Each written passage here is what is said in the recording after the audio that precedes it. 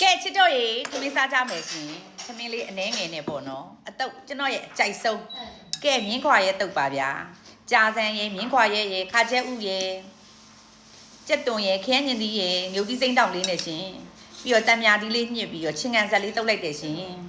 ချင်းကန်ဆက်လေးတုပ်လိုက်ရင်ဖြင့်အလွန်အမတန်စားကောင်းတော့မြင်းခွာရဲ့တုပ်လေးရပါပြီရှင်တူတူစားကြမယ်နော်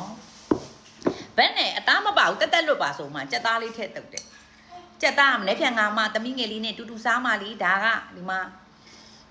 ပြောင်းမှုကြော်ရှင်ပြောင်းမှုကြော်လေးစားမယ်ရှင်ကဲပြီးတော့မြေတောက်ပဲလေးပါရှင်နေ့လယ်ကဒီမှာအခုဒါရောင်းတာမြေတောက်ပဲရေကျွန်တော်ကလေကျွန်တော်ဒီနေ့လယ်ပိုင်းအခုကျွန်တော်ကသမင်းစားနောက်ကျသွားတာနှစ်ချက်ခွဲ3နာရီကြာလို့ရှိရင်မြေတောက်ပဲရေအုံမောင်းရေငပြောသီးကြော်ရေကတက်လာကြသေးတာအဲ့တော့အဲ့အချိန်မိလေးပေါ့ဗျာကဲသူလေးစားကြမယ်ရှင်ဒါတက်လွတ်ထမင်းဝိုင်းလေးပါရှင်တက်လွတ်ဆိုတာတက်လွတ်ရှောင်းကျင်တာမဟုတ်ဘူးတက်လွတ်ဖြစ်သွားတာရွေချက်မရှိပဲနဲ့ဖြစ်သွားတာပေါ့နော်ကဲစားကြပါအောင်ရှင်ကျွန်တော်ကတော့အတုပ်ထမင်းလေးနဲ့စားရရင်ကျဉ်နေပြီ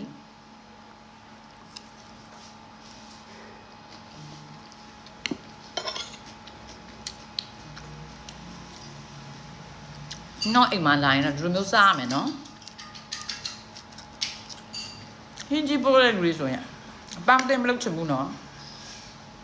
ဟိုမှာဟင်းကြီးပိုးတဲ့လူတွေကြက်ဥထကြော်နေတယ်နော်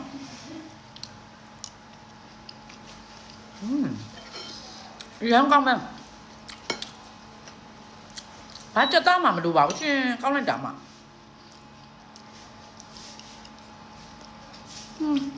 ရှုံလို့စကြည့်မယ်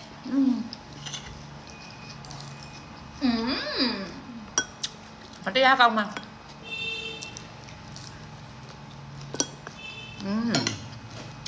အပဲလေ